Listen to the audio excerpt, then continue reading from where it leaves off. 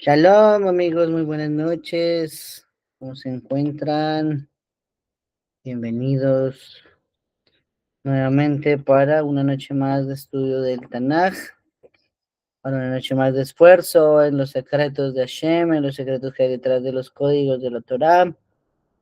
Un honor para mí, como siempre, poder estudiar con ustedes y poder compartir lo que estudiamos. Baruch Hashem, vamos a dar inicio a nuestro estudio del día de hoy, en el tema en el que lo dejamos hace una semana.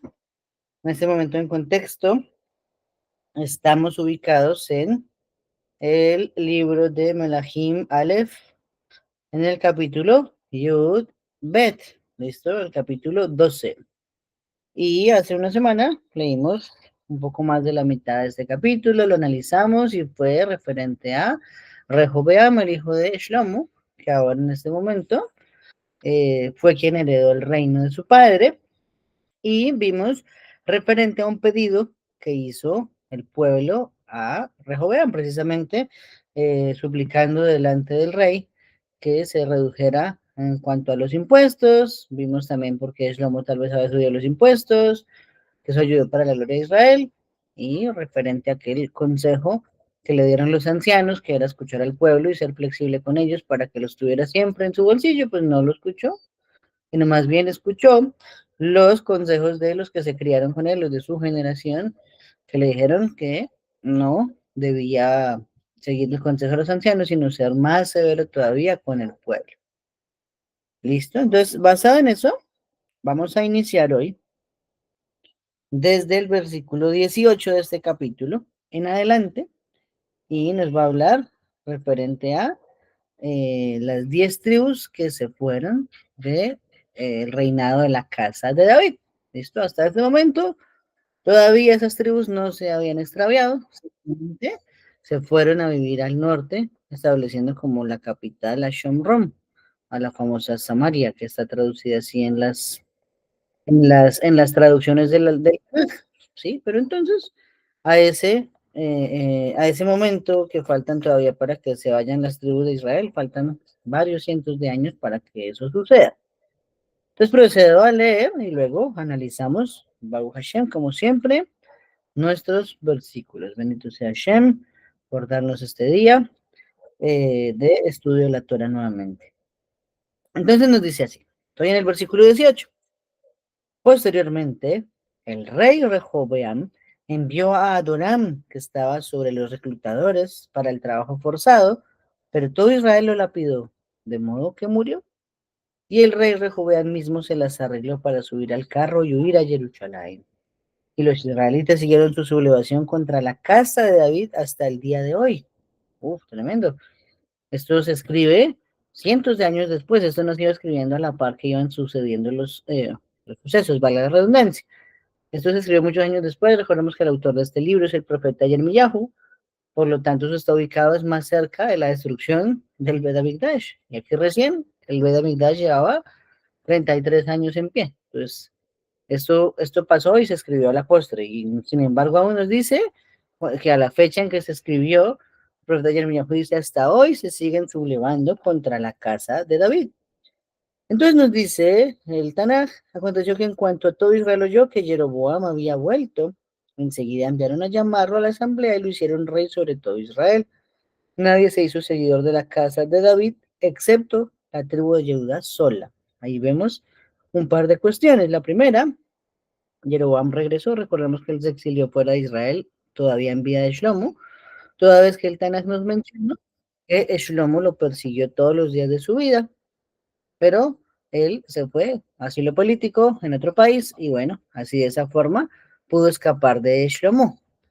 Ahora bien, cuando ya Shlomo no existe, entonces él regresa y por eso tiene que cumplirse la profecía que había dado a Kadosh Baruj Hu a través de el profeta de que debía ser el rey de 10 tribus, ¿cierto? Ahía Shiloní era el profeta, pero no me acordaba el nombre. Muy bien. Y lo segundo que vemos es que nadie se hizo seguidor de la casa de David excepto la tribu de Yehuda sola. Y por aquí empieza a tomar un poquito el panorama de la identidad que hoy tenemos. Y hoy en día ninguno de nosotros se llama un Bene Israel, ¿cierto? Ni un Rubenita, ni un Gadita, ¿cierto? Ni un Menashí, sino somos todos Yehudim, la tribu de Yehudá, ¿sí? Esa fue la tribu más fiel a Shem que hubo. A pesar de que no son los más santos, porque los más santos son la tribu de Leví, la tribu de Judá sí fue la más leal. Y por lo tanto, para ese orden nos llamamos Yehudim. Probablemente cuando el Beit HaMikdash se reconstruya, el rey Mashiach aparezca, otra vez nos llamaremos Israel. En ese momento somos Yehudim. ¿Listo? Y así nos identificamos como tal. Nos sigue diciendo.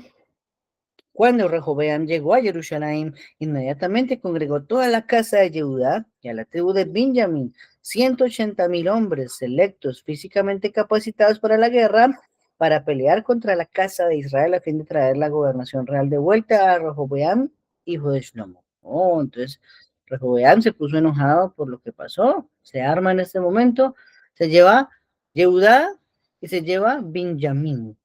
¿Listo? Importante, un recordatorio para entender por qué Benjamín tiene que ver con el Bet HaMikdash.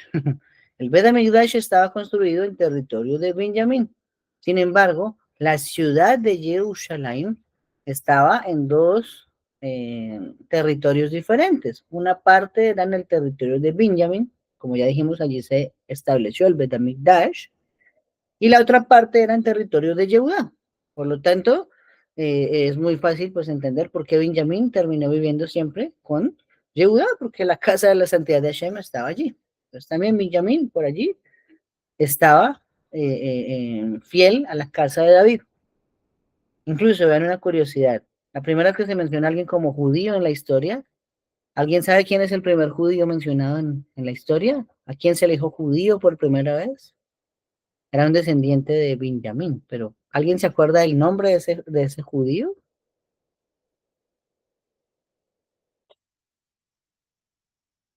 Recuerden, por allí, por el libro de la Megilá Esther, ¿no?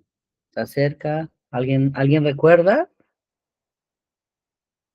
Estamos hablando de, ¿cómo se llama el protagonista en la historia de Purim? Mordejai Habibi. Mordejai, muy bien, mi querido amigo, Mordejai. Entonces, Mordejai es la primera persona que es llamado a Yehudí, el primer judío, así antes de eso nunca se le ha hecho judío a nadie. ¿Listo?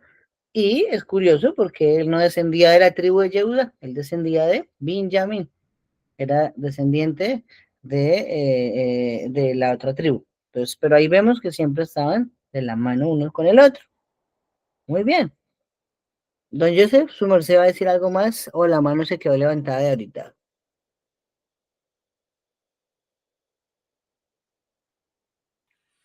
No, buenas noches, María. No, solo que quería decir que era Mordejai, pero decidí escribirlo para no interrumpir. Ah, bueno, vale, ok, muy bien, tranquilos, Baruch Hashem. El chat también es válido, es que el chat no lo veo mucho, pero Baruch Hashem está bien. Listo. Entonces, ahora nos sigue diciendo que se armó y tenía 180,000 hombres para hacer la guerra, ¿cierto? Entonces, sigue diciendo el Tanaj, la palabra de Hashem verdadero llegó a Shmaya, el hombre de Hashem, y dijo, di a Rehoboam, hijo de Shlomo, rey de Yehuda, y a toda la casa de Yehuda y Benjamín, esto es lo que ha dicho Hashem, no deben subir y pelear contra sus hermanos los Bene Israel. Claro, qué masacre que hubiera habido. Nos matándonos entre todos los miembros de Israel que por no tener al mismo rey. Pues eso no tenía que ser así. Aquí Hashem envía a un profeta y el profeta le está diciendo, el profeta Ishmael, hey, Rehoboam, no vayas a hacer la guerra contra Israel. No solamente éramos menos, es que estamos matando a los mismos judíos, no vamos a hacer esa estupidez. Entonces, vuelva cada cual a su casa porque esa instancia mía, como esta cosa se ha efectuado. Así que todos obedecieron la palabra de Hashem y se volvieron a casa conforme a la palabra de Hashem. Ahí vemos que Rehoboam hizo caso, se lo vimos hace una semana. Es algo muy interesante de lo cual se aprende que Rehoboam no era un tonto, porque de hecho se analizó la situación y dijo, sí, no vamos a hacer la guerra, no vamos a hacer la guerra. Entonces, ¿qué hizo? Desistió de perseguir a las demás tribus, se quedó en Jerusalén y los demás pues se fueron. Y luego aparece Jeroboam. Pero antes de hablar de Jeroboam, vamos a decir algo. Nos dice así los casamientos. ¿Listo? Lo primero es que se mencionó a alguien llamado Adoram, ¿cierto? Y nos dice que Roboam lo envió y lo mataron en el pueblo. ¿Listo? Lo lapidaron todos. Ok, ¿qué nos dice sobre ello? Este es el mismo que es mencionado en otros capítulos como Adoniram. Es la misma persona. Este era un siervo de Shlomo y que ahora estaba sirviendo a Rehoboam. ¿Listo? Entonces él envió a este ministro, una persona reconocida para hacer la paz. Pues originalmente, dice Rashi en su comentario del Tanakh, ¿sí? Él envió a esta persona para calmar al pueblo, para calmar al pueblo y que se hablara y se considerara y nadie se fuera de la tierra de Israel. Pero conclusión, el pueblo estaba tan tocado que terminaron fue asesinándolo, ¿sí? Y aquí hace un paréntesis la Gemara para contarnos algo muy interesante. Presten atención a esto, muy interesante. Esto está en el Talmud Yerushalmi, en el Tratado de Kiddushim. ¿Listo? Alaja 1. Nos dice así. El padre da al hijo 5 cosas. Ojo, ojo con esto. Todos somos papás, Baruch Hashem, o prontamente Hashem nos dará hijos, también Baruch Hashem, pero 5 cosas le da el padre al hijo, le hereda 5 cosas al hijo. La primera, hermosura. ¿Sí? ¿Cómo así que hermosura? Entonces, todo debe tener una prueba, ¿listo? Voy a leerlos acá. La hermosura o la belleza, digámoslo de esa forma, ¿de dónde se deriva? Esto está en el Salmo 90:17, ¿sí? Porque dice que tus obras aparezcan sobre tus siervos y tu gloria sobre sus hijos. Entonces nos está refiriendo que así como nosotros somos una parte de la imagen divina, asimismo también nuestros hijos son heredan las facciones de nosotros. En el caso puntual que está refiriéndose acá a la Gemara es a la hermosura. ¿Sí? El aspecto físico depende de los padres. Número 2, ya vamos en una. Número 2, la fuerza. La fuerza también se le hereda a uno de padres a hijos. Eso está insinuado en Isaías, Yeshaya 10:20. ¿Por qué? Nos dice allí, fuertes en la tierra serán sus descendientes. Oh, entonces nos está diciendo que eso se debe a un tipo de heredad que da el padre al hijo. También, número 3, las riquezas. ¿Listo? ¿Por qué?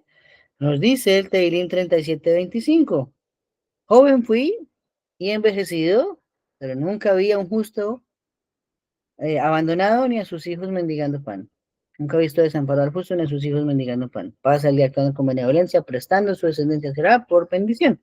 Entonces nos está enseñando a través del Tanaj, del Teilim, esto se dice al final del Birkat Amazon, por ejemplo, que también las riquezas se heredan de padre a hijo. ¿Cómo se deriva? Si no hemos visto un justo que esté un justo abandonado, un justo necesitado, ni sus hijos mendigando panes, ¿por qué? De cierta forma, él también les deja a ellos una parte de su herencia, una parte de su capital, para que tengan un poquito una vida mejor. Número 4, la sabiduría. ¿Cómo sí que le damos la sabiduría a los hijos? Eso tiene que ver con el Shema.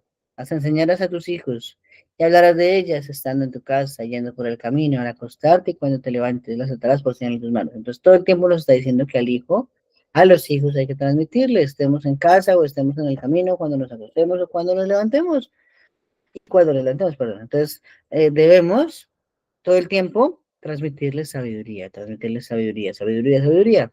Refiere principalmente a la sabiduría de la Torah, ¿no? Pero también el conocimiento humano, lo podemos hacer. Y el número 5 son los años, ¿sí? ¿Cómo así que los años? Sí, porque nos dice Shemot 20:12, que sean muchos tus días y los de tus hijos. Sean muchos tus días y los días de tus hijos. Entonces, al final, estas 5 características, estas 5 cualidades, ¿sí? Que le hereda uno de padres a hijos, tienen una equivalencia con 5 deberes que uno tiene como padre con ellos. Ojo con eso, ¿sí? Eso es dual, de toma y dame. Entonces, ojo, repasemos. La hermosura, la fuerza, la riqueza, la sabiduría y los años de vida son midot que se transmiten de padres a hijos. Ahí están las pruebas en el Tanaj. Ya mencionamos los versículos.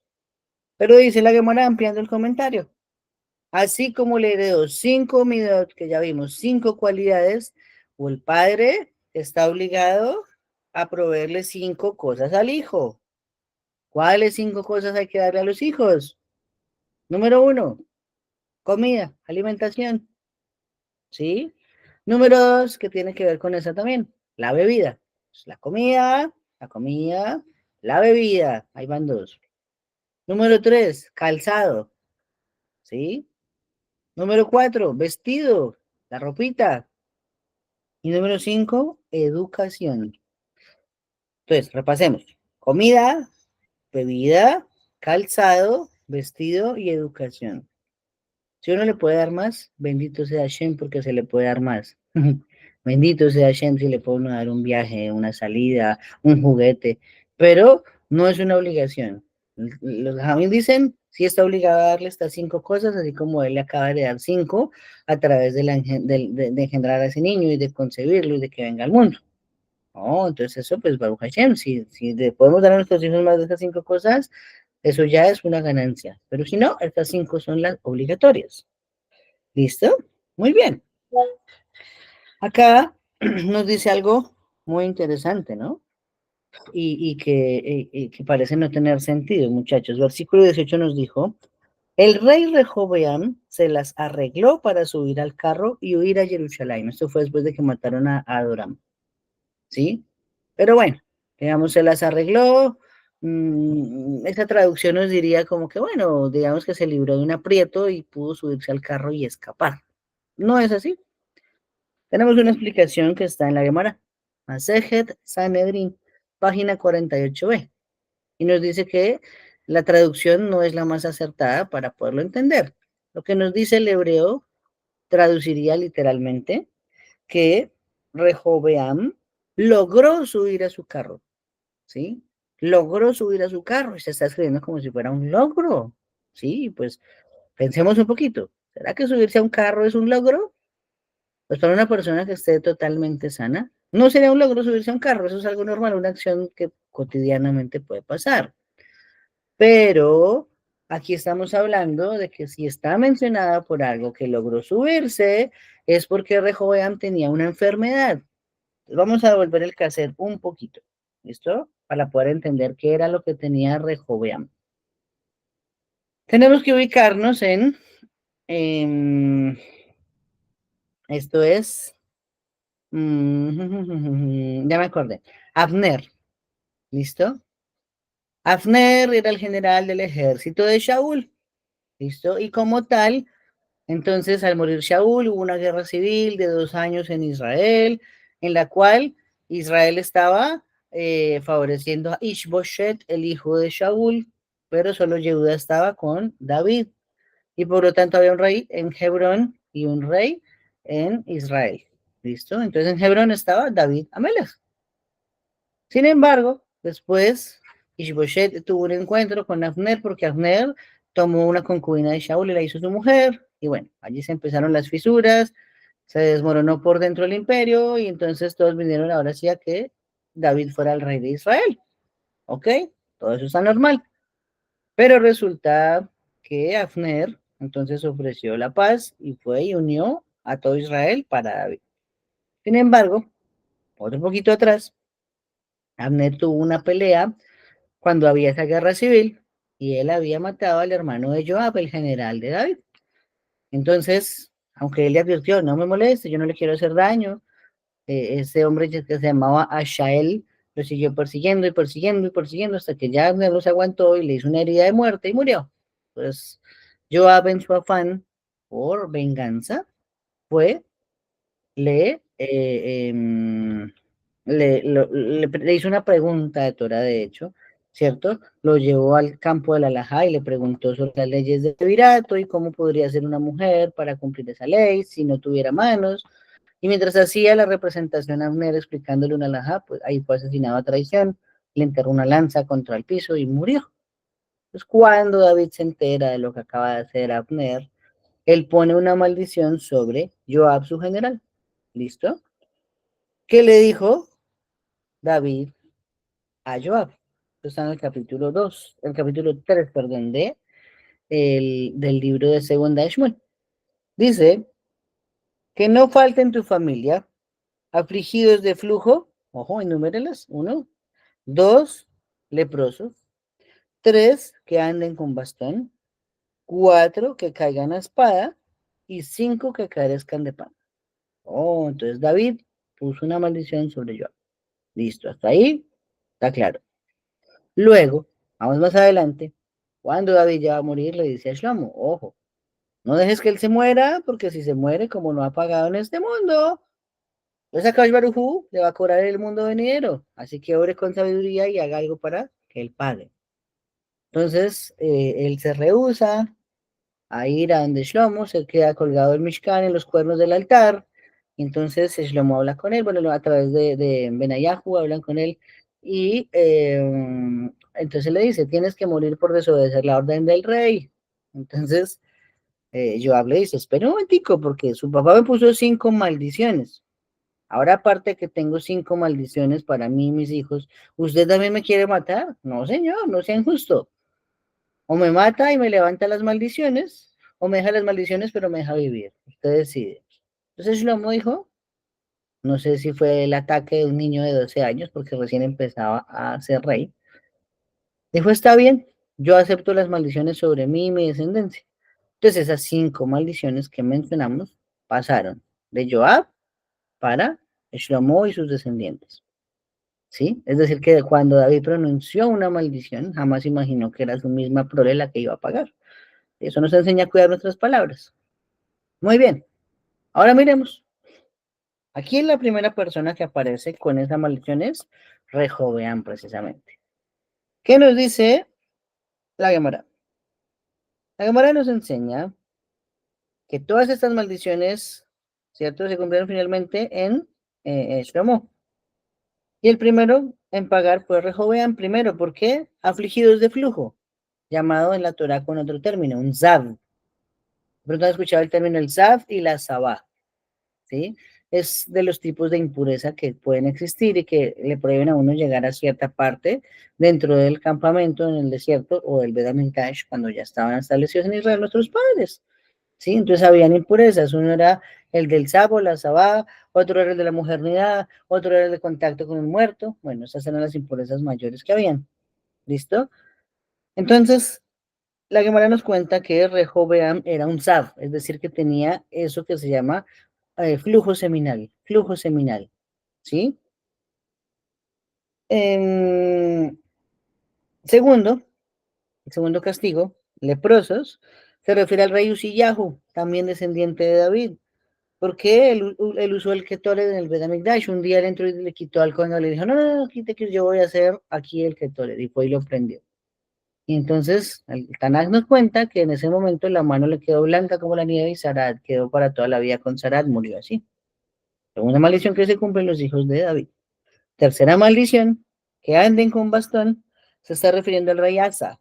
¿Sí? Nos dice el Tanakh, más adelante nos va a contar, este rey enfermo de los pies, es decir, que no podía usar sus pies. Quién sabe si una enfermedad como la polio, por ejemplo, que en nuestros días pues no existe gracias a las vacunas, pero antes era muy común. Y entonces las personas pues quedaban con las piernas inútiles. No había cómo recuperarse de eso. Por lo tanto, Asa, descendiente de David, pagó como andar con bastón toda la vida. Número cuarto, en las maldiciones, cuarta maldición, que caiga en la espada. Se refiere al rey Yoshiyahu. El rey Yoshiyahu, que fue de los más jovencitos que hubo en Israel. ¿Cómo nos dice que murió la Torá, el Tanaj? Nos dice que murió a flechazos, quedó hecho un colador de tantas flechas que le entraron. Fue asesinado en una batalla de una forma salvaje. Entonces, eso es lo que dice que caigan a espada, esa era la maldición. La número 5, perdón, que carezcan de pan, se está refiriendo a Jeconías, que él tenía que recibir una porción del rey debajo de la mesa y comía debajo de la mesa. Entonces, al final, de aquí sale el dicho que dice, todo lo que le deseas a otros, Hashem te lo regresará. Entonces, eso es una invitación a que cuidemos nuestra lengua, de no maldecir a las otras personas, ¿sí? Sé que es de las cosas más difíciles para hacer, yo lo sé, eso no es tan sencillo, pero Hay que pensar por un momento que cualquier maldición que profiramos, un día puede regresar a nosotros o a nuestros hijos. Entonces, preferiblemente no hacerlo. ¿Listo? Entonces, dicho esto sí nos explicaría por qué nos dice el versículo que Rehoboam logró subir a su carro. Ahora, analicemos un momento también esa enfermedad, que es el SAV. Esto me estoy refiriendo ya a investigaciones más modernas, acá para nuestras generaciones, para identificar qué era esa enfermedad, cómo es que el flujo seminal, ¿sí? El Rambam nos dice que es una enfermedad en el sistema reproductivo masculino, ¿sí? Es una enfermedad obviamente que da en el miembro reproductor masculino, pero el resto de la salud del hombre permanece normal. Entonces, ¿a qué se debe? Lo que sucede es que el semen se sale sin ninguna estimulación. Eso es padecer de flujo, como dice la Torah, o el famoso ZAV, ¿sí? Sin estimulación, sin erección, sin placer, ¿cierto? Sale el semen, pero de una decoloración, o sea, sin color, como más bien, digamos, agüita, digámoslo de esa forma, y sin tener una textura fina. Entonces es una enfermedad de que constantemente sale flujo seminal a través del miembro productor sin ningún tipo de estimulación, ¿sí? Hay otro jajam que es más o menos de esa generación del Rambam también, Ibn Ezra, y él decía que el estado del SAF significa es la pérdida total de la capacidad de eyaculación. Lo asocia más con un problema de eyaculación. Pero bueno, ahora que ya tenemos estas opiniones, sigue diciendo los Jajamim. Un SAP transmite impurezas no solo con su líquido seminal, sino también su saliva y su orina, es decir, que todo fluido que sale de su cuerpo, al tener esta enfermedad, también es capaz de transmitir impurezas. Y por eso es que una persona así tenía que aislarse del campamento, o sea, que le pasara, ¿sí? Porque era muy fácil de contagiar. Pero más que contagiar la enfermedad, era la impureza que le transmitía a las otras personas. Ok, Rabbi Shabtai Cohen comentó que el estado del SAF es una consecuencia divina de la indulgencia excesiva en las relaciones físicas que tienen lugar en la posición acostada. ¿Sí? Es decir, que esa enfermedad, según decían los amigos hace muchos años atrás, bueno, no sé, tenían razones para decirlo, tiene que ver con el exceso de relaciones sexuales. Probablemente sí, por eso afecta la sexualidad. Ok, espérenme un segundo, por favor. Ok, ya, listo. Y nos sigue diciendo que hoy en día, esta enfermedad no tiene relevancia, aunque la existe, ya les voy a decir cuál es. No tiene relevancia en este momento de transmitir impurezas. ¿Por qué? Porque el no estar impuro a través de ese tipo de contaminación llamada ZAV era solamente para ingresar al Bet HaMikdash o comer teruma, comer cosas consagradas para Shem. Pero como hoy no tenemos Bet HaMikdash, no tenemos nuestro templo, la casa de nuestra santidad, no se separa en teruma tampoco. Entonces, de esa manera, pues hoy pierde relevancia quien sufra de esa enfermedad. Pero, ¿cuál es la enfermedad actual? Dicen los Jamim que se puede asociar a una enfermedad de transmisión sexual hoy en día llamada gonorrea. Ese sería el equivalente a ZAV, una enfermedad llamada gonorrea hoy en día.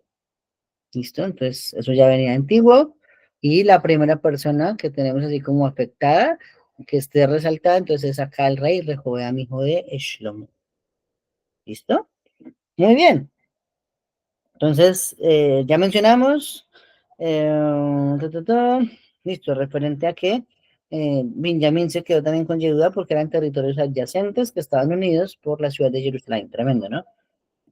¿Qué más nos enseñan los Jajamim? El Radak nos dice que cuando el profeta Gillá le dio a Jeroboam 10 pedazos, ¿qué pasó con los otros 2 pedazos? ¿Sí? Acordémonos de algo. ¿Qué pasó? Tomó una prenda nueva, la partió en 12 y le dijo a Jeroboam, tome 10 son para usted porque así dijo Hashem. Usted va a ser el rey de Israel. Pa. ¿Listo? Los otros 2, ¿qué pasó con ellos? Nos dice así, como Judá y Benjamín comparten la ciudad de Jerusalén, son vistas como una sola tribu. Por ello no se mencionan como dos tribus separadas. Otra vez, un poquito de lo que nos dijo, Mordejai a Yehudí, dice la Megilá. Ah, claro, entonces, aunque era Benjamín, siempre se asociaba con Yehudá, siempre fueron unidos, Yehudá y Benjamín. ¿Desde cuándo? Desde que fueron a Misraim los hijos de Jacob vino. Yehudá estaba dispuesto a morir si tenía que morir por Benjamín. Esa unidad se quedó para siempre. Eso pasó cientos de años atrás, pero todavía siguió y permaneció en el tiempo. Ok. Mm, ta, ta, ta, ta, ta. Eso se deriva, bueno, ya dijimos, ¿no? Fue Yehuda quien se responsabilizó por Benjamín para bajar a Mizraim. Muy bien. Mira que Negues mira de estas cosas de que en esta pelea Benjamín se alió a Yehuda y siempre estuvo con Yehuda, es que un Benjamín fue quien salvó a los Yehudim de morir en la época de Esther, ¿cierto? Fue precisamente Benjamín que salvó a Yehuda de morir. Listo, muy bien. Ahora bien, eh, em, como en este caso Rehoboam aceptó el consejo de Shmaya el profeta, entonces él al final no fue hostil contra Jeroboam. Esto no le hizo ya la guerra y de todas formas, así no tuvo él tampoco apoyo para pelear contra Rehoboam. ¿Sí? Jeroboam nunca se metió con Roboam porque Roboam nunca se metía con él. Entonces ahí como que simplemente usted por su lado, yo por el mío y todo en paz. ¿Listo? Entonces, si Jeroboam quería pelear, nadie le seguía la corriente. ¿Sí? Entonces, pero la paz se debió principalmente a Rehoboam. Eso fue una decisión sabia que él tomó. Ahora bien, empezamos a hablar de Jeroboam. Y sobre Jeroboam, si tenemos harto que decir. ¿Listo? Lo primero que les puedo decir es que este hombre es llamado el judío más malo de la historia. Oh, ¿cómo así que el más malo? Sí, yo les he dicho muchas veces, que sea judío no significa que sea una buena persona. Que sea no judío no significa que sea una mala persona. Si los ajamí lo titularon como el judío más malo de la historia es porque también hay otros que son menos malos. ¿Listo? Hasta ahí vamos. Bien. Nos dice así. Versículo 25. Jeroboam procedió a edificar a Shechem en la región montañosa de Efraín y a morar en ella. Entonces salió de allí y edificó a Penuel. Y Jeroboam empezó a decir en su corazón, ojo con esa frase, en su corazón, ahora el reino se volverá a la casa de David. Si este pueblo continúa subiendo a ofrecer sacrificios en la casa de Hashem en Jerusalén, entonces el corazón de este pueblo de seguro volverá a su señor, Rehoboam, el rey de Yehudá. Ciertamente me matarán y se volverán a Rehoboam, el rey de Yehudá. Ya pensó en no perder el reinado. Se le subió aquí el ego, el poder a la cabeza ya, y no lleva sino poquitos días de rey. ¿Listo? Pero ojo, era la persona más digna que encontró Hashem para confiar el reinado y destruir. Sin embargo, el poder lo sacó. Por lo tanto, el rey tomó consejo e hizo 2 becerros de oro y dijo al pueblo, es demasiado para ustedes el que suban a Jerusalén. Aquí está tu Dios Israel que te hizo subir de la tierra de Misraim. Entonces colocó uno en Betel y el otro lo puso en Dan. Y esta cosa llegó a ser causa de pecado y el pueblo empezó a ir delante de uno de ellos hasta Dan. Y él se puso a hacer una casa de lugares altos y a hacer que sacerdotes de la gente general, que casualmente no eran de los hijos de Leví. Jeroboam hizo además una fiesta en el mes octavo, en el día 15, como la fiesta que había en Yehudá, a fin de hacer ofrendas sobre el altar que había hecho en Betel, para hacer sacrificios a los becerros que él había hecho, y puso a servir en Betel a los sacerdotes de los lugares altos que habían hecho, y empezó a hacer ofrendas sobre el altar que había hecho en Betel el día 15 del mes octavo, en el mes que él mismo había inventado por sí mismo. Y procedió a hacer una fiesta para los hijos de Israel y a hacer ofrendas sobre el altar para hacer humo de sacrificio. Vamos a dejarlo hasta ahí en la lectura tácita y vamos a analizar estos versículos durante 2 minutos que nos quedan. De pronto nos vamos unos 10 minuticos más tarde, pero es la idea acabar este capítulo. Listo. Primer comentario importante que da Rabbi Nuheim. Los malvados son siempre prisioneros de su corazón y lo vemos a lo largo del Tanaj en varios momentos. Vamos a nombrar 5 específicamente. Número 1, ya tuvimos a Naval. Dice el necio en su corazón, no hay Dios. Así empieza el Teilim 14. Esto se está refiriendo a Naval. Acordémonos que Nabal dijo que iba a ir a atacar a David, que no le quiso ayudar, y cuando se enteró que Abigail lo había ayudado, entonces quedó como en un coma, ahí en shock, durante 10 días y murió. Ya estudiamos que fue entre Rosh Hashanah y Yom Kippur y no hizo Teshuvah los días de Teshuvah. Ya vino ahí, murió al final, pero fue su corazón quien planeó y dijo, no hay Dios. Eso es lo primero. El segundo, el segundo es Jeroboam. Nos está diciendo que pensó en su corazón, ¿sí? Pensó en su corazón que el pueblo se me va a ir, entonces planeó, hizo 2 becerros de oro y hizo pecar a Israel. Número 3, Esaf dijo en su corazón, otro malvado que habla de que su corazón fue el que planeó. ¿Qué dijo Esaf en su corazón? Se acercan los días del luto por mi padre y entonces mataré a mi hermano Jacob. Otra vez, otra señal de que el malo sigue los designios de su corazón. Amán, Amán dijo en su corazón, pero ¿a quién va a querer honrar el rey más que a mí? Entonces hizo todo un plan para que lo honraran a él y el rey le dice, listo, muy buen plan, vaya, ejecútelo con Mordejai. Y quedó como un zapato. Tremendo. Y el quinto es que el necio dice en su corazón, ¿cierto? Ay, Dios. También, Tehilim 14. Entonces, siempre el malvado es prisionero de su corazón, siempre siendo el destino de su corazón, terco y su corazón es el que lo inclina al mal. Por eso es que dice el profeta, malo y perverso es el corazón más que todas las cosas. ¿Quién puede entenderlo? Entonces ahí es donde hay que controlar. Los pensamientos del corazón son los graves. Ahora bien, miren lo que pasa. Dice la Gemara, Masejet Sanedrín, página 101b. Jeroboam razonó. Sentarse en el atrio del templo está permitido solo para los reyes de la casa de Yehudá. Eso es una ley. El atrio del templo, adentro del templo, solo se puede sentar un rey y es el rey descendiente de David. Entonces, si yo subo, está pensando Jeroboam, ¿no? Si yo subo a las fiestas, Shalosh Regalim, Pesach, Shavuot, Sukkot, ¿cierto? La gente va a ver sentado allá esa Roboam, va a ver es al otro rey, allá sentado en el trono donde solo se puede sentar esos reyes, ¿cierto? Entonces cuando me van a mi pie, van a decir que él es el rey y yo soy el siervo. Y técnicamente es cierto, todo lo que está diciendo Jeroboam es correcto. Por otro lado, si me siento entonces yo en el trono, seré considerado un traidor contra el reino. Me matarán y de todas formas van a seguir a Jeroboam. Así entonces en su arrogancia, que esa misma arrogancia lo sacó del mundo venidero, hizo 2 becerros de oro. Puso uno en Betel y puso otro en Dan. Oh, pero viene una pregunta muy interesante. Listo. Una cosa es que el rey ponga unos becerros de oro y que diga que ese es el Dios que sacó a Israel de Mitzrayim y que no vayan a Jerusalén. Pero ¿por qué el pueblo terminó obedeciéndolo? Esa es otra pregunta, ¿no? Como por qué Israel le hizo caso a ese decreto del rey. ¿Sí? Les voy a contar algo primero que entendí mucho más adelante en mis estudios del Tanaj. No acá en este momento, lo entendí más adelante. A pesar de que acá se instituyeron 2 imágenes y eso no estuvo bien, en absoluto estoy diciendo que está bien, la gente en Israel pensaba que estaba adorando a Hashem. No creían que había otro Dios, no creían que existían 2 dioses, ni que los becerros tenían poder, simplemente que tenían la necesidad de adorar algo visible. Y ellos decían que ese visible, que era un becerro de oro, que era, me imagino que imponente, tenía que ser para que la gente lo adorara también, ese era Hashem, pero jamás dirigían su pensamiento ni sus súplicas a otra deidad que no fuera a Baruj mismo. Esto fue en la generación de Jeroboam, la que estamos estudiando. Más adelante es diferente cuando es la generación del rey Ahab.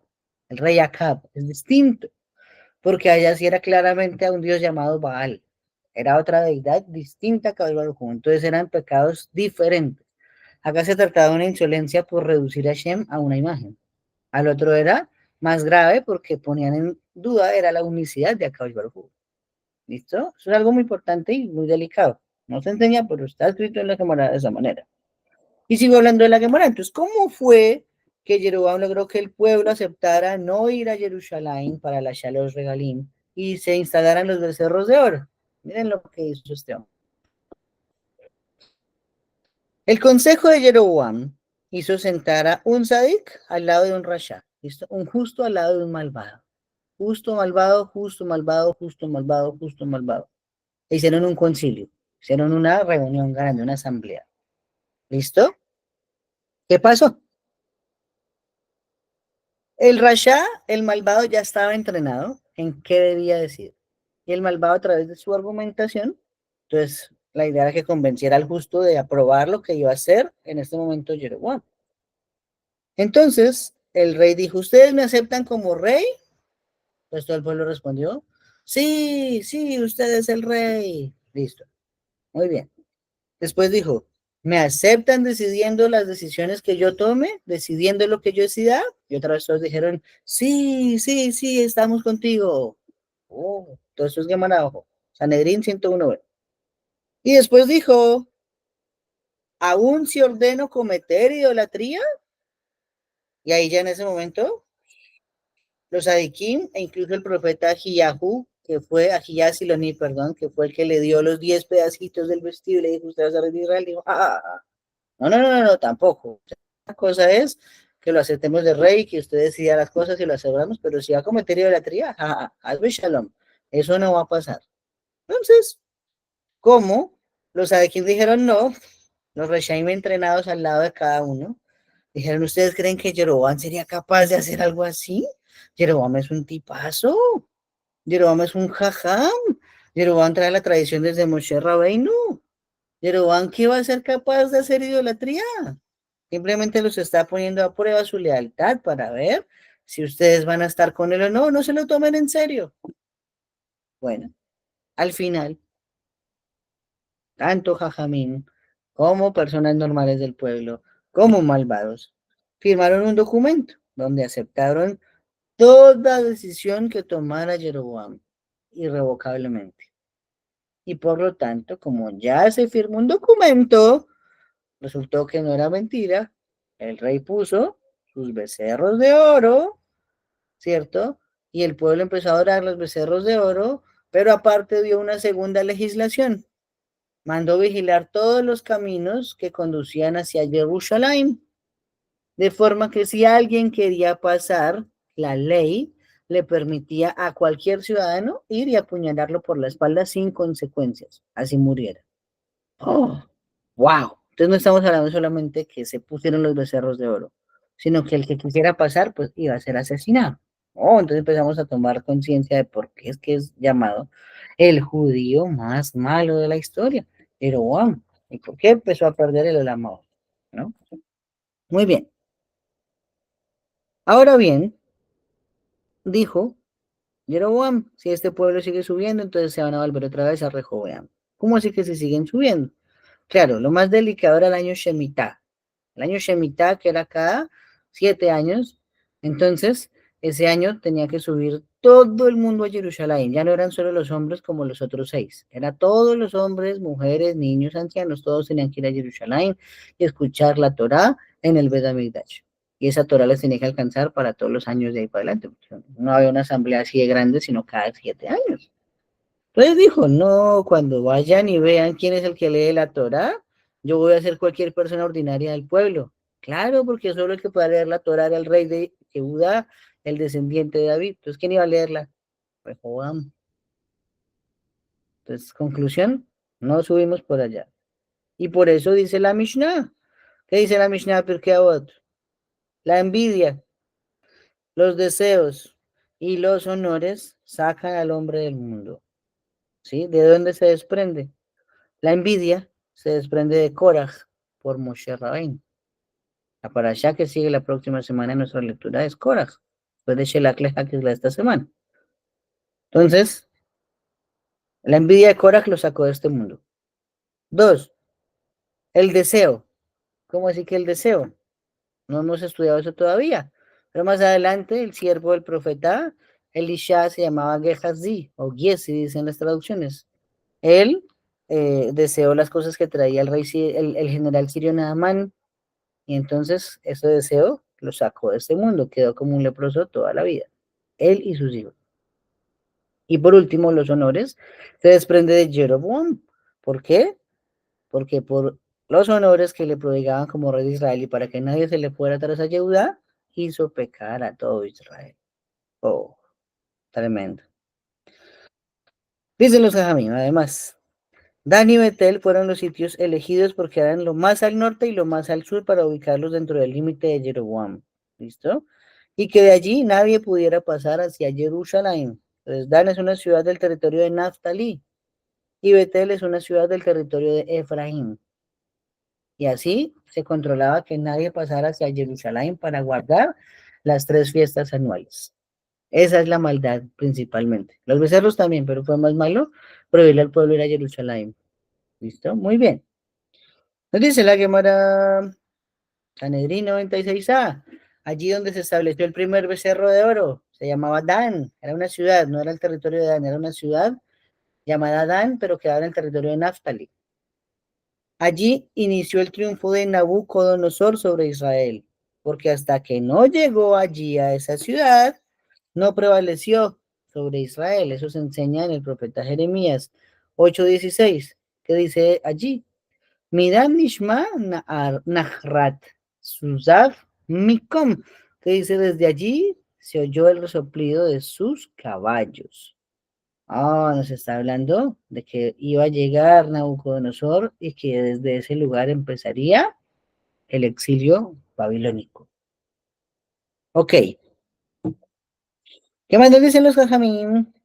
Hay una alusión a todo esto en las palabras de Abinu, antes de morir. Antes de morir, Jacob Abinu nos dice que ubicó a sus hijos y les dio a cada uno una palabra. ¿Qué le dijo a Dan? Dan es una serpiente en el camino. ¡Oh! No se estaba refiriendo solo a la tribu de Dan, se estaba refiriendo a una ciudad que se iba a llamar Dan y desde la cual eh, eh, se estaba refiriendo a Jeroboam, que desde el camino de Dan hasta Betel marcó un límite para que Israel no subiera a Jerusalén y el que subiera lo iban a atacar como ataca una serpiente, a traición, nunca de frente. Es muy astuta la serpiente, ¿sí? Muy bien. Y nos dice que entonces todo el mundo iría hasta Dan y hasta Betel en las fiestas de peregrinación. ¿Cómo así que hasta Dan? Sí, había muchos que vivían más cerca de Jerusalén que de Dan, pero por orden del rey caminaban hasta Dan para no ir a Jerusalén. Y así se empezaron a pegar a idolatrar el becerro. ¿Sí? Ok. Ahora bien, el ego de Jeroboam introdujo que se celebrara Sukkot en el mes de Heshvan. Ustedes escucharon lo que leí. Dice que en el 8º mes, el día 15 del mes, hizo que se celebrara una fiesta como la que se celebraba en Yehudá. ¿Entonces qué significa? Que Jeroboam empezó a hacer la alajá él solito. Mi pelea moderna. La alajá la formula un Sanedrín. Punto. Punto. Es ley de la Torá. No hay nada que hacer.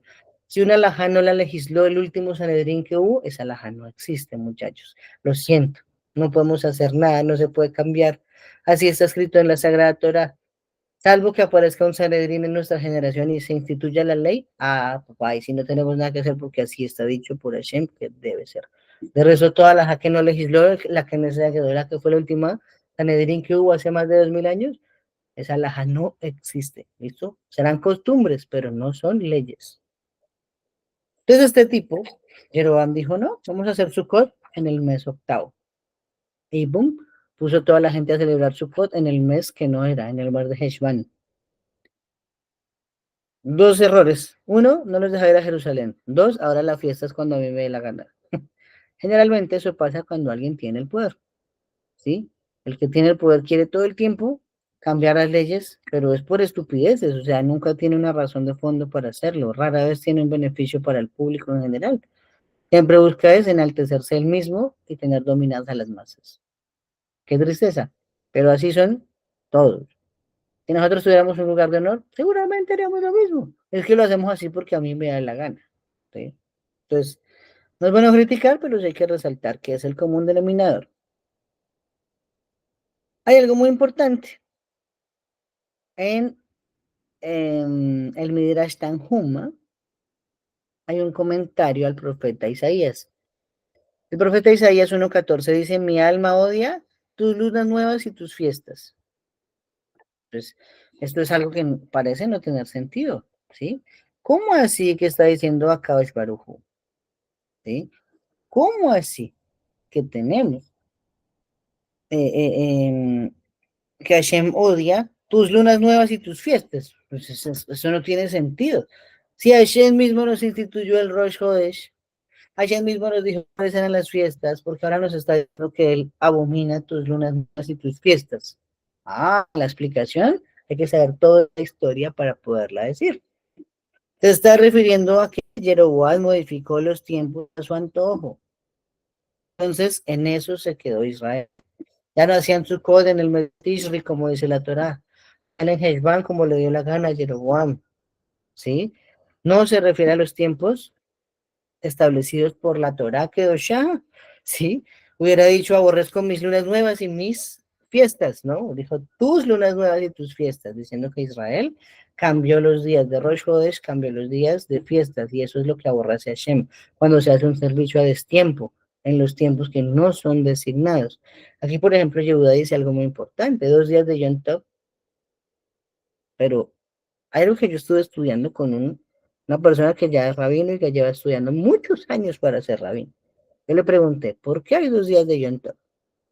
Eso lo legisló el último Sanedrín. Según me dijo, cuando el último Sanedrín formuló la halajá, estamos hablando de la Knesset de Agedolá, Ezra, Nehemías, Mordejai, Daniel, Ageo, Jonás, o sea, casi todos los profetas del Tanaj vieron al tiempo, casi todos. Era una cosa brutal de personas. Ellos establecieron que eran 2 días de fiestas en todo lado, tanto en Israel como en la diáspora. Y según la investigación que se pudo hacer, el quitar un día en Israel fue mucho más acá en el tiempo y no lo hizo un Sanedrín. Entonces, por lo tanto, siempre ha sido de la postura, o todos en la cama o todos en el suelo. ¿Cómo así que en Israel celebran un día y afuera dos?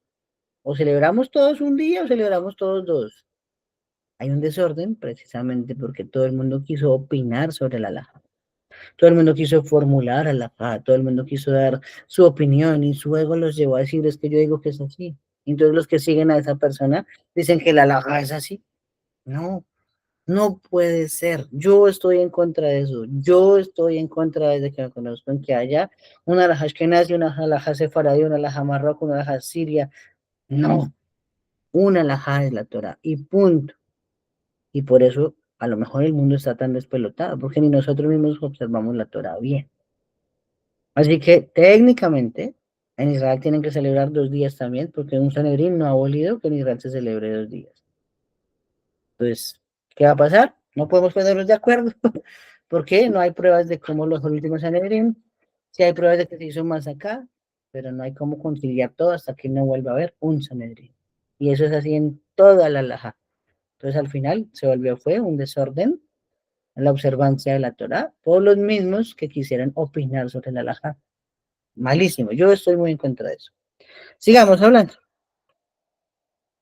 Más de Sanedrín nos va a decir en la página 10b que hay 3 reyes que no tienen parte en el Olam Abba. ¿Listo? 3 reyes de Israel perdieron su parte en el mundo venidero.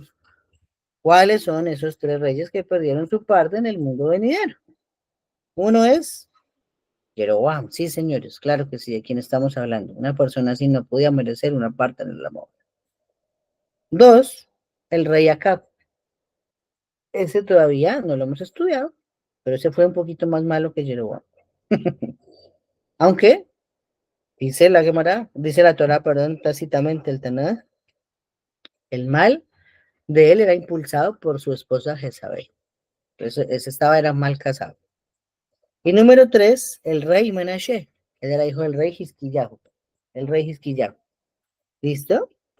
Dice, sin embargo, un paso más allá, el Rambam lo califica como el peor judío de la historia. Estamos hablando de eso. Entonces, recapitulemos rápido ya para cerrar por hoy nuestro estudio. ¿Cuáles fueron los hechos más malos que hizo Jeroboam? Primero, idolatría. Aunque dijimos que no adoraban otra deidad que no fuera Hashem, sino que enfocaban su pensamiento en que ese becerro era Hashem, de todas formas eso es limitar al amo del universo. ¿Cómo así que vamos a limitarlo con una imagen y más la imagen de un animal? ¿Sí? Pero estuve estudiando esta mañana, escuchando una charla del rabino Ranillar. Estoy por acá visitando a mis padres. Y mientras esta mañana hacía ejercicio por la finca, puse una charla del 17 de Tamuz. Decía que los egipcios convencieron a los judíos en el desierto de adorar el becerro de oro, basándose en las Hayod Kodesh, diciendo cuáles son los animales que hay entonces en las Hayod Kodesh: un león, un águila, un hombre y un toro, ¿sí? Digamos que por la parte humana no podemos llegar muy fácil a Shem. Vamos a intentarlo por la parte del toro, que es el animal más fácil. Es más fácil conseguir un toro que conseguir un león o un águila, ¿no? Y estos primeros argumentos que dieron a los Yehudim, ellos empezaron a decir: oiga, sí tiene lógica lo que usted está diciendo. Moshe no aparece hace 40 días, ¿qué le habrá pasado? Y así fue que empezaron a convencerlos de hacer un becerro de oro, ¿sí? Usando la lógica y nuestra misma Torah. Entonces, lo primero fue esto que se denomina idolatría. Vamos a escuchar a Julia y seguimos. Sigue, Julia. Shalom con todos. Sí, mencionando lo que estás diciendo del tema del paganismo, yo creo que eso es lo que se está dando hoy día en las religiones, pues no, en las demás religiones. Por ejemplo, en el cristianismo, esta figura de este señor la toman como el cordero inmolado, ¿me entiendes? O sea, sí me hago entender, ¿no? Que fue el cordero, que fue sacrificado. Entonces, yo creo que también desde ahí se asemeja bastante a lo que tú estás mencionando, ¿no? Si supuestamente es el hijo de Hashem, como ellos dicen que es, ¿no? El hijo de Dios, ¿por qué compararlo con un animal o por qué hacer ese tipo de comparaciones, ¿no?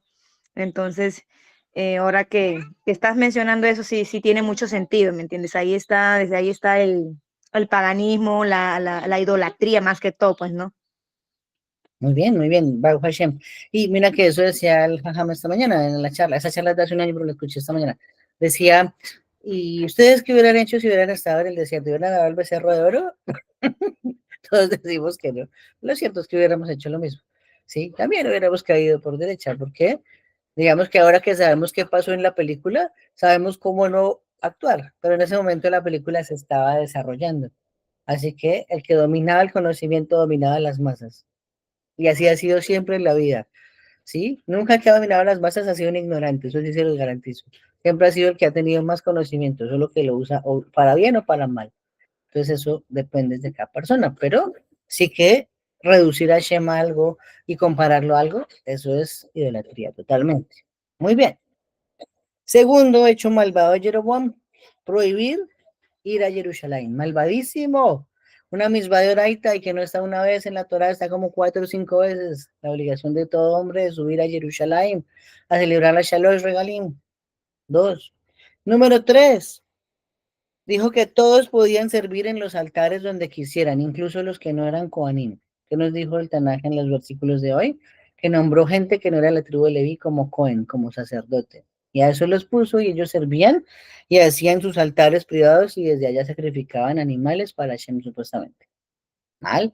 Hashem, otra misma de la Torah. El servicio lo hacen solamente los Kohanim, hijos de Leví, violando mi deraita, ¿no? Número 5.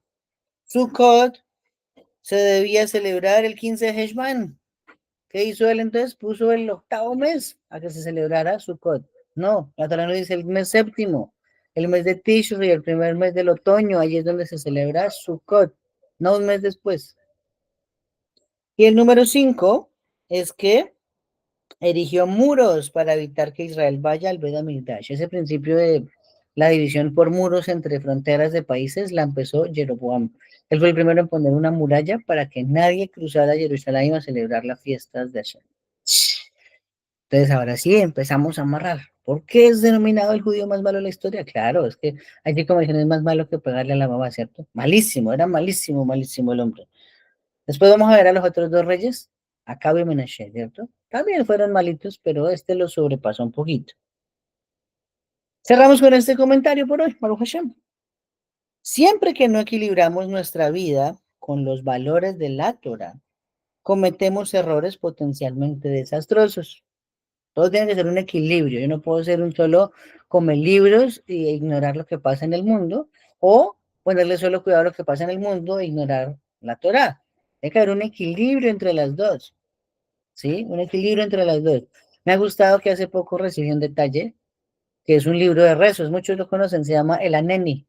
Aneni, libro de rezos especiales para ocasiones especiales, ¿sí? Y me gusta uno que dice, este rezo lo debe hacer un estudioso de la Torah que también trabaja.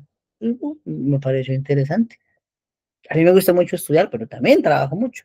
Entonces abrí el libro y dice, referente precisamente a que él desea un equilibrio, la persona que está haciendo el rezo dice, deseo tener un equilibrio entre poder servirte a ti, pero tener que buscar mi sustento. Así que si tú me dieras a Hashem un sustento más amplio, me podría dedicar mucho más a tu sagrada Torah. ¡Wow! Tremendo, porque eso es una argumentación berraquísima. Yo le decía a Hashem, quiero pasar más horas de estudio de la Torah, pero ayúdame con Parnasá. Pues va a ayudar con Parnasá. Pero es estudiando la Torah. ¿Sí? No es que ahora como estoy desocupado veo otra serie más en Netflix. Sí, eso se puede hacer, ver series en Netflix. Es normal, se puede hacer, yo no le veo ningún problema. Pero el tiempo que se dedica a Shem no se puede desmejorar. Eso es muy importante. Entonces, cometemos errores desastrosos. Trágicamente, Jeroboam está preocupado por su honor y el prestigio de su posición, que busca cómo controlar todo aquí sobre el honor de la Torah. Controlar todo sobre el honor de la Torah. O sea, no le importaba el honor de la Torah, era él el importante. Estamos hablando entonces de un individuo que antepone su honor a todo, a una costa de destruirse a sí mismo y a todos los que lo rodean en búsqueda de preservar su honor. Ese comentario sí está duro. Ese no lo voy a ampliar. Ustedes entienden todo lo que está diciendo. Y los me terminan diciendo, es difícil pensar en alguien que haya causado tanto daño espiritual en Israel, más que Jeroboam, porque destruyó a Israel desde adentro. Ustedes saben que me gustan las películas, ¿no? ¿Viste la película del Capitán América en la Guerra Civil? Un imperio que atacan sus enemigos, renace, después se fortalecen y atrás van a la guerra. Pero un imperio que se desmorona por dentro, se extingue. Israel se empezó a extinguir desde que Jeroboam se le saltó el taco y empezó a hacer lo que le dio la gana. ¿Listo? Mis amigos, Baruch Hashem, aquí finalizamos capítulo 12. Quisiera preguntarles si hay alguna pregunta, si hay algún comentario más sobre nuestro estudio. Si no, la cita sería para dentro de una semana. Hashem, para seguir viendo qué pasó en el Reino del Norte y el Reino del Sur. Ahora vamos a tener que hablar dualmente. Hasta ahora éramos unificados, ahora tenemos que tener presente nuestra línea de tiempo. ¿Qué pasó en el Reino del Norte? 10 tribus. ¿Qué pasó en el Reino del Sur? 2 tribus y media, que era el tribu Levi. Y así nos vamos a ir entendiendo un poquito más. ¿Alguna pregunta, algún comentario, muchachos? Muchachas. Creo que no. Bueno, entonces bendecimos a Hashem. Y para todos, una feliz noche. Laila Tov, Lekulam, nos vemos, Hashem, en una semana. Y Shalom, amigos.